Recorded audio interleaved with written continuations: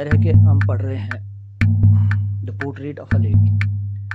खुशवंत सिंह की लिखी हुई एक कहानी है। इसकी अपनी मतलब उस अंदाज में लिखी हुई है कि जैसे कि बचपन से ये अपनी दादी के साथ रहा करता था।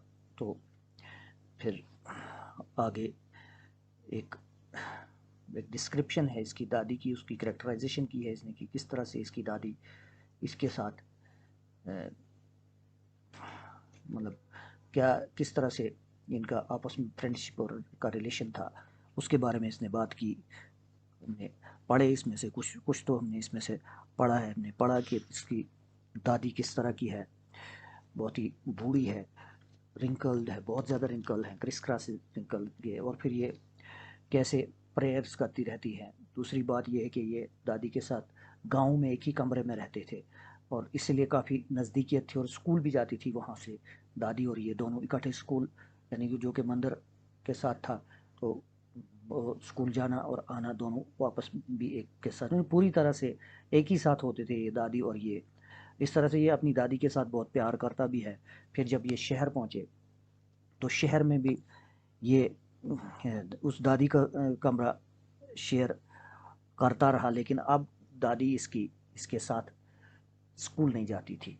और इसके लिए इसने कहा कि ये बहुत ही ये एक टर्निंग पॉइंट था इसकी ज़िंदगी में, एक टर्निंग पॉइंट था। और ये टर्निंग पॉइंट का आस्ता आस्ता हमें पता चल जाता है कि किस तरह से अब रिलेशनशिप में एक मतलब एक ब्रेक आई है, एक थोड़ा सा रिलेशनशिप में थोड़ी दूरी यहाँ से शुरू होती है। तो लेकिन ये भी यहाँ शहरी स्कूल में पढ़ता है, एक इंग्लिश मीडियम स्कूल में जाता है और वहाँ से इंग्लिश में पढ़ाई करता है, साथ में साइंस पढ़ता है और बाकी लर्निंग है इसकी बाकी किस्म की, वो लगभग इंग्लिश उस कल्चर से जुड़ी हुई है। तो इसकी दादी को ये खुशी नहीं आती, खुश नहीं होता था ये इस तरह का होना। खास करके जब इसने एक दफ़ा कहा अपनी दादी को उसको अब म्यूज़िक के बारे में पढ़ाया जाएगा, तो ये बिल्कुल ही उसको अच्छा नहीं लगा, क्योंकि वो समझती थी कि ये हरलाट्स और बेगर्स का की मोनोपोली है, यानी ये उन्हीं के लिए चाहिए ये, और नॉट मेंट फॉर जेंटल फोक। और शरीफ लोगों के लिए ये मतलब ठीक नहीं था, इसके लिए दरकार नहीं थे, नॉट मेंट था उनके लिए। अब वो बोलती ज़्यादा कुछ नहीं थी, लेकिन इसकी खामोशी जो है, उसने कहा तो इस तरह से कुछ नहीं, लेकिन उसकी खामोशी इसका नापसंदीदगी का इजहार था, डिसअप्रूवल का इजहार था। उसके बाद ये ज़्यादा बातें नहीं करती थी इसके साथ। लेकिन और उसके बाद जब ये यूनिवर्सिटी चला गया, तो यूनिवर्सिटी चलने के साथ ही इसकी दादी ने, जिसके लिए इसने लिखा seclusion, she accepted her seclusion with resignation, यानी इसकी दादी ने एक्सेप्ट किया सेक्लूजन को, तन्हाई को, अलग होने को, रेजिग्नेशन के साथ, रिज़ाइन होते हुए, यानी चलो होता है तो होता है, रिज़ाइन करते हुए, मुस्तफ़ी होते हुए इसने एक्सेप्ट किया। इसकी अ, इसकी दादी ने। और वो लगातार अब स्पिनिंग व्हील पर रहती थी और हार्डली किसी के साथ टॉक करती थी, किसी के साथ बोलती थी। सनराइज से सनसेट तक वो बोलती है अपने स्पिनिंग व्हील पर ही होती थी और प्रेयर्स भी वहीं रिसाइट करती थी। तो थोड़ी देर के लिए वो चिड़ियों को फीड करने के लिए, उनको खाना दाना देने के लिए वो रिलैक्स होती थी, नहीं तो वो उसी जगह होती थी। और चिड़िया आती थी इसके आसपास बैठती थी, और जिसके लिए इसने खास वर्ड्स यूज़ किए हैं कि जब वो आती थी चहचहाती थी सामने, तो वो बनता था एक वेरिटेबल बेडलैम ऑफ चिरापिंग्स, ये बनता था। ये इसने खास वर्ड्स यूज़ किए हैं कि इस तरह का होता था, और ये उसके लिए हैप्पीएस्ट मोमेंट हुआ करती थी इसकी दादी के लिए। तो अब यहाँ से आगे हम पढ़ेंगे।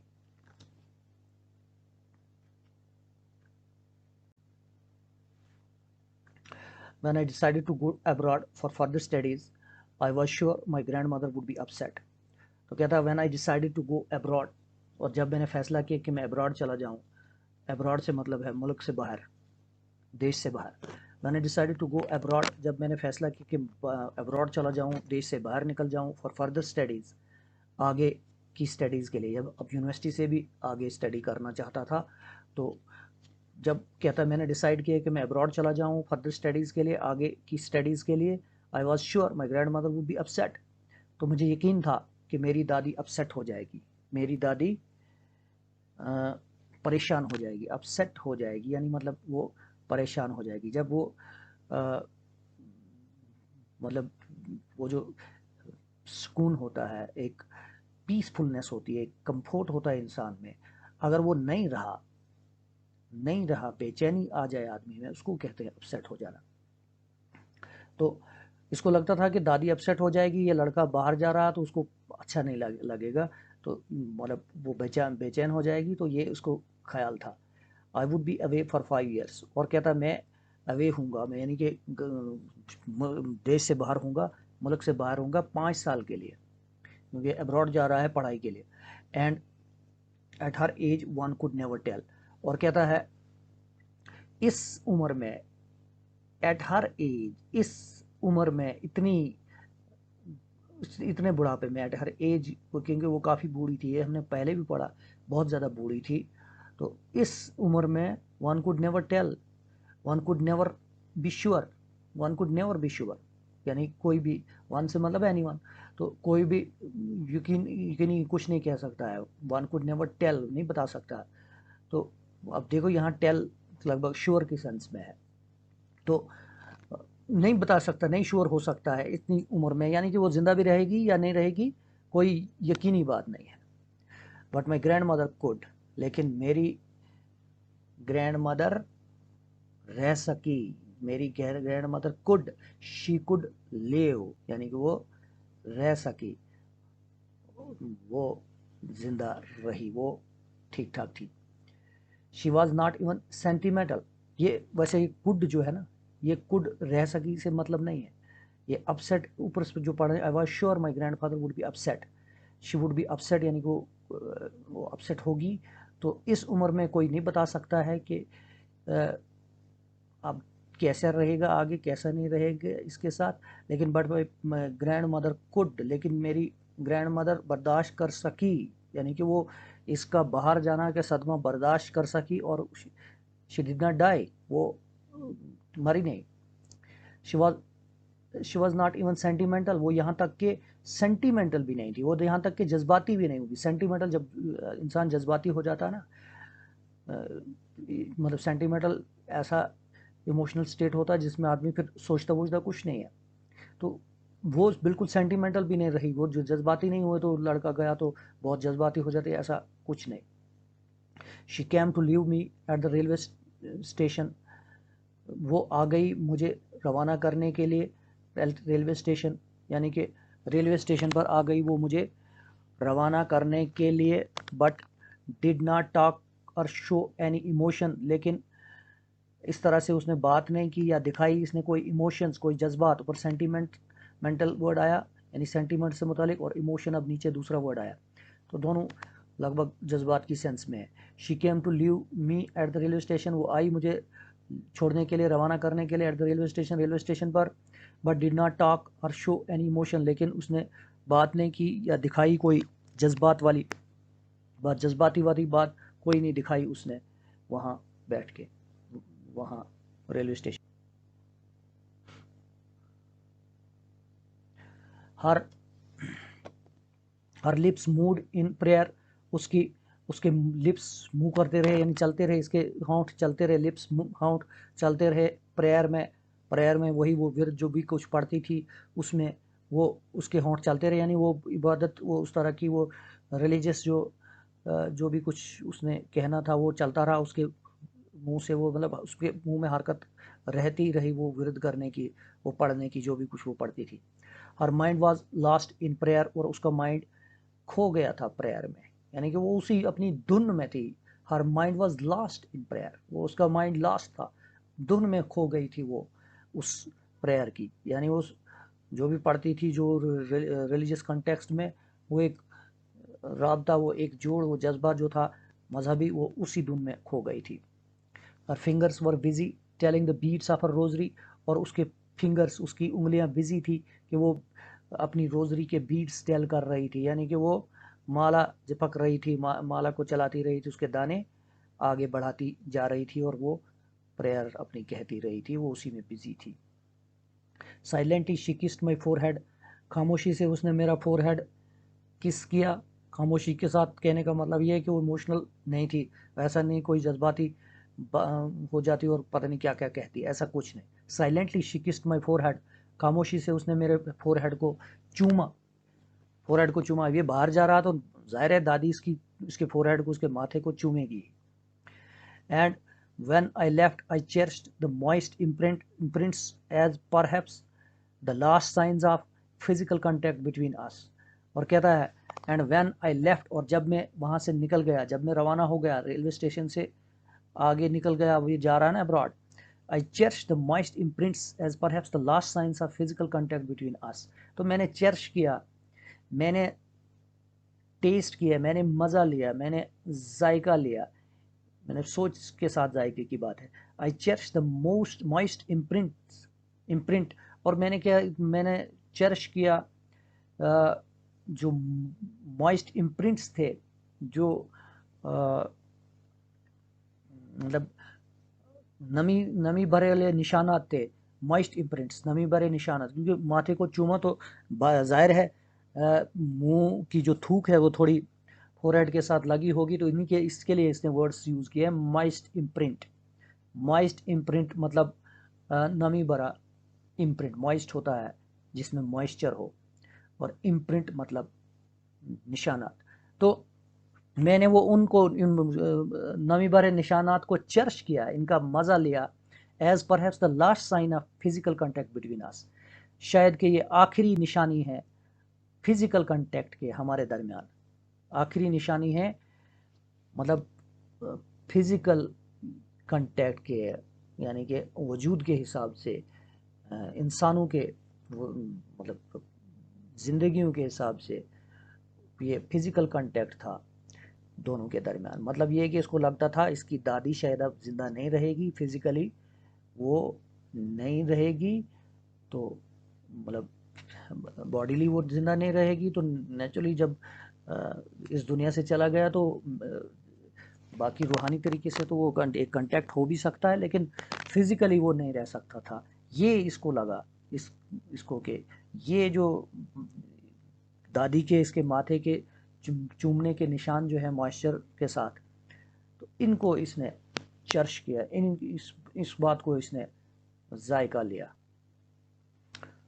चर्च मतलब be found of, B loving, तो टेस्ट लिया इसने, मतलब अच्छा लगा इसको ये इसका चूमना इसका, तो इसका मज़ा ले रहा है। But that was not so, लेकिन ऐसा नहीं था। दैट वाज नॉट सो यानी इसको लगता था कि ये फिजिकल कांटेक्ट अब शायद ख़त्म हो जाएगा, ये नहीं रहेगा, लेकिन ऐसा नहीं था। After 5 years I came back home and was met by her at the station. अब 5 साल के बाद, after 5 years I came back home, मैं वापस घर आया, and was met by her at the station, और उससे मिला गया, ये पैसिव सेंटेंस है, and was met by her at the station, और उससे मिला गया स्टेशन पर, स्टेशन पर वो मुझसे मिली इसकी दादी। She did not look a day older, वो एक दिन बूढ़ी नहीं दिखती थी, और पहले ही बहुत ज़्यादा बूढ़ी थी, तो उससे ज़्यादा क्या बूढ़ी हो जाती, तो वो बहुत वही जैसी थी वैसी डे ओल्डर भी नहीं दिखी, एक दिन ज़्यादा बूढ़ी नहीं दिखी। She still had no time for words, अभी भी उसके पास कोई बोलने के लिए टाइम नहीं था, वर्ड्स के लिए टाइम नहीं था, यानी बोलने के लिए कुछ कहती उसके लिए टाइम नहीं था। And while she classed me in her arms, और जबकि उसने मुझे जकड़ा, क्लास्प किया, पकड़ा अपनी बाजुओं में, अपने बाजू में पकड़ा, यानी कि वो गले में ली इसके साथ। अब ये वापस आ रहा है अब्रॉड से, फॉरेन होके आ रहा है, तो इसके साथ इसकी दादी मिली, इसने क्लास्प किया इसको इन हर आर्म्स, अपनी बाजू में इसको जकड़ा, जबकि वो जकड़ रही थी इसको अपने बाजू में। कहता I could hear her reciting her prayers, मैं सुन सकता था कि वो अपनी प्रेयर्स रिसाइट कर रही थी, अपना वो विरद, अपना वो मजहबी पढ़ना पढ़े जा रही थी, पढ़े जा रही थी। यही इसने कहा, she still had no time for words. She, ये जो यहाँ पीछे पढ़ा ना हमने, she still had no time for words, उसके पास टाइम नहीं था वर्ड्स का, क्योंकि she was reciting her prayers even here, क्योंकि वो यहाँ फिर अभी तक अपनी प्रेयर्स रिसाइट कर रही थी, वो पढ़ रही थी और यही अपनी प्रेयर्स पढ़ती रही थी, इसलिए she had no time for words, या कुछ कहने के लिए टाइम नहीं था। दुआएं दुआएं, पढ़ना ही पढ़ना, वजीफ़ा ही वजीफ़ा, जो भी कुछ था, तो इसलिए कोई टाइम नहीं था। Even on the first day of my arrival, यहाँ तक कि पहले दिन अराइवल के पहले दिन, even on the first day of my arrival, यहाँ तक कि मेरे पहले दिन अराइवल के, मेरे दिल पहले दिन के पहुँचने पर, यानी अब वो पहले दिन आया है ना, her happiest moments were with sparrows, उसके जो सबसे बेहतरीन खुशी वाले बेहतरीन मोमेंट्स थे, लम्हे थे, मोमेंट का मतलब होता है वेरी शॉर्ट टाइम, तो हर हैप्पीएस्ट मोमेंट्स, उसके जो सबसे बेहतरीन लम्हे थे, हैप्पीएस्ट, ये हैप्पीएस्ट पहले भी आया था और यही हैप्पीएस्ट का वर्ड ही था सुपरलेटिव में हैप्पी का, तो happiest moments were with the sparrows, उसके जो सबसे दिलचस्प, सबसे खुशतरीन जो लम्हे थे वही स्पैरोज के साथ, वही चिड़ियों के साथ, whom she fed longer and with frivolous rebukes, जिनको वो अब ज़्यादा देर तक खिलाती थी। ये पहले 5 साल पहले भी ऐसा होता था, तो अब भी वो वही कर रही थी, लेकिन इस दफ़ा वो she fed longer, अब वो ज़्यादा देर तक उनको खिलाती थी, and with frivolous rebukes, और वो frivolous rebukes के साथ, यानी कि सरसरी तरीके से उनको फटकारती भी थी, रिब्यूक करती थी। रिब्यूक होता है किसी को झाड़ मारना, स्कोल्ड करना, जो स्कोल्ड का वर्ड पहले भी आया था, तो शायद नहीं आया वो इसमें, लेकिन स्कोल्ड होता है फटकारना। एंड विद फ्रिवलस रिब्यूक्स, और फ्रिवलस रिब्यूक्स के साथ, यानी कि हल्के फुल्के पान में उनको झाड़ती थी, मतलब उनको बुरा भला भी कहती थी, चिड़ियों को फ्रिवलस अंदाज में। फ्रिवलस होता है बिल्कुल ही हल्का फुल्का, जिसमें डेप्थ नहीं कोई भी हो, जिसमें कोई गहराई नहीं हो, जिसमें सरसरीपन हो, इस तरह की बात को कहते हैं फ्रिवलस। मतलब जो फ्रिवलस से मतलब है not serious in content, not serious in behaviour, not serious in attitude, etcetera etcetera. तो मतलब फ्रिवलस अंदाज में, हल्के फुल्के अंदाज में, जिसमें वो ज़्यादा सीरियस नहीं हो, बहुत ज़्यादा दिल को लेने वाली बात नहीं हो, उस अंदाज में वो फटकारती थी। हम कह सकते हैं सरसरी तरीके से उनको झाड़ती भी, उसमें कोई वो दिली मलामत नहीं थी। In the evening a change came over हर, अब शाम को उसमें एक तब्दीली आ गई। अब ये आया है ना घर, तो उसी दिन शाम को एक तब्दीली आ गई। शी डिड नॉट प्रे, उसने प्रे नहीं किया, उसने इबादत नहीं की, प्रे नहीं की। She collected the women of the neighbourhood, got an old drum and started to sing, उसने नेबरहुड की विमेन को, इसने नेबरहुड की औरतों को कलेक्ट किया, उनको इकट्ठा किया, यानी कि गाँव के, जो गाँव नहीं आसपास की, नेबरहुड से मतलब वो शहर में आसपास जो वहाँ रहते हैं, नेबरहुड होता है जो विसिनिटी हो, जो आसपास के लोग रहते हैं, तो हमसाए। तो नेबरहुड की औरतों को उसने इकट्ठा किया, गॉट एन ओल्ड ड्रम, एक पुराना ढोल उसने ले लिया, पुराना ढोल, ड्रम से मतलब है ढोल, तो एक पुराना ढोल ले लिया, एंड स्टार्टेड टू सिंग, और गाना शुरू कर दिया, यानी कि औरतों को जमा करके अब उनके साथ ये गाना शुरू किया इसने, क्योंकि खुशी होगी जाहिर है अपने पोते के आने की।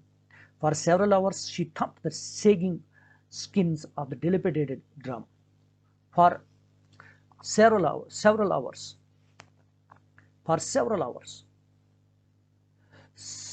sagging skin, यानी for several hours she thumped, कई घंटों तक वो थम्प करती रही, बजाती रही, थम्प करती रही। ढोल बजाने को थम्प कहा जाता है, तो वो थम्प करती, ढोल बजाती रही, किस ढोल को, किसको थम्प करती रही, किसको बजाती रही? The sagging skins of the dilapidated drum, उस ढीले डाले स्किन को, उस ढीले डाले चमड़ी को, जो डिलिपिटेटेड ड्रम था, जो खस्ता हाल ढोल था। डिलिपिटेटेड मतलब इन अ बैड कंडीशन, तो जो खस्ता हाल वाला ड्रम था, ड्रम पुराना था, वो तो ज़ाहिर है वो उसकी हालत बिगाड़ वाली होती, डिलिपिटेटेड होता ड्रम, तो उसका वो और उसकी वो स्किन जो थी, उसका ढोल का जो जिसको बजाते हैं ना, ढोल जो होता है उसके जो बजाते हैं, वो स्किन चमड़ी होती है दोनों साइड से ढोल के, तो वो भी कसी हुई नहीं थी। वो चमड़ी जो, अगर वो कसी नहीं होती तो उसमें आवाज़ भी ज़्यादा अच्छी नहीं आती, लेकिन मतलब वो ढोल ऐसा था, पुराना था, और उसकी चमड़ी वो उसको उसकी रस्सियाँ जो थी वो भी कसी हुई नहीं थी। इसीलिए इसने वर्ड यूज़ किया सेगिंग स्किन। सेगिंग स्किन, सेग होता है ढीला, जिसमें मतलब ड्रूपनेस हो, यानी कि जिसमें सेग को कहा जाता है, जिसमें यहाँ तो सेंस आ रही है not taught, the skins which were not taught, जिनको कसा नहीं गया था। तो for several hours she thump the sagging skins, कई घंटों तक वो बजाती रही सेगिंग स्किन्स को, डिलिपेटेड ढोल के, डिलिपेटेड ड्रम के, डिलिपेटेड यानी कि खस्ता हाल ड्रम के उन ढीले डाले स्किन्स को, ढीले डाले ढोल के चमड़ियों को वो बजाती रही। अब वो टेक्निकली इस ढोल के ड्रम को क्या कहते हैं उर्दू हिंदी में, ढोल का ड्रम नहीं, ढोल का जो जो स्किन होती है, जो साइड्स में दो जिनको चमड़ी होती है, तो उनको बजाती रही। अब इसमें तो कोई, मुझे लगता है कुछ टेक्निकली कहा जाता है, लेकिन मुझे याद नहीं आ रहा। तो वो बजाती, यानी कि कहने का मतलब है वो कसा हुआ नहीं था ढोल, लेकिन वो बजाती रही फिर भी कई घंटों तक। And सैंग of the home coming of warriors, और वो गाती रही, सैंग, सिंग, सैंग, संग, ये 3 फॉर्म होती है, सैंग दूसरी फॉर्म है। And सैंग of the home coming of warriors, और गाती रही जंगजुओं के घर आने के लिए, जंगजुओं के घर आने, होम कमिंग ऑफ वॉरियर्स, ये बड़ा ही जज्बाती होता है इस तरह का।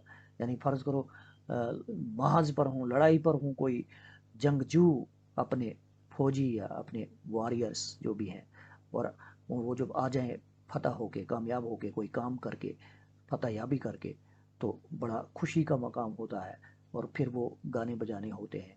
इसी तरह का ये यहाँ गाती रही, होम कमिंग ऑफ वॉरियर्स के बारे में गाती रही। तो जाहिर है इससे पता चलता है कि इसकी दादी बहुत खुश थी इसके वापस आने पर। We had to persuade her to stop to avoid our straining, और हमें उसको परसुएड करना पड़ा, हमें उसको मनाना पड़ा कि वो रुके, टू अवॉइड आवर स्ट्रेनिंग, कि उस पर ज़्यादा स्ट्रेन आ जाए, उसको ओवर स्ट्रेन किया जाए, उसको मतलब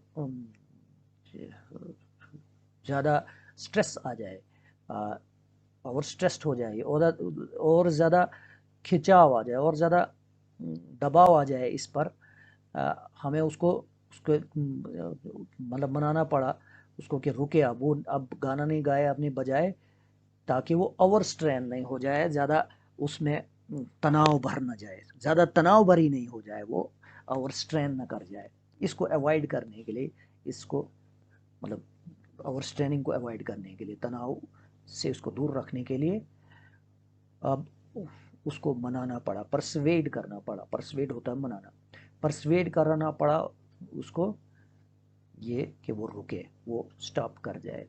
ये इतना खुश थी कि लगातार गाए जा रही थी। ये पता चलता है कि काफ़ी खुश थी इसके पोते के घर आने पर। That was the first time since I had known her that she did not pray, और ये पहली दफ़ा थी कि, कहता है, मैंने मुझे पता चला था, आई हैड नोन हर, कि मुझे पता चला था that she did not pray, कि वो गाय, ये वो प्रे नहीं किया उसने, वो मतलब वो पढ़ती रहती थी, वो कुछ वो दाने पर पड़ती रहती थी, या वो इबादत में ही डूबी रहती थी। तो ये पहली दफ़ा था कि इसको पता चला कि ये इसने प्रे नहीं किया। तो यहाँ कहने का मतलब ये है कि वो दादी जो थी इसके साथ बहुत जज्बाती अटैचमेंट रखती थी, और यही वजह थी कि इस दफ़ा वो प्रेयर को भी भूल के इसकी खुशी में वो गाना गाना शुरू किया इसने, और एक ढोल बजाती हुई बाकी औरतों को इकट्ठा किया इसने, और खुशी के गाने, होम कमिंग ऑफ वॉरियर्स के गाने बजाना शुरू किया इसने। तो ये मतलब लगता है कि ये बहुत खुश थी। बाकी मेरे ख्याल से अब आगे कल पढ़ते हैं।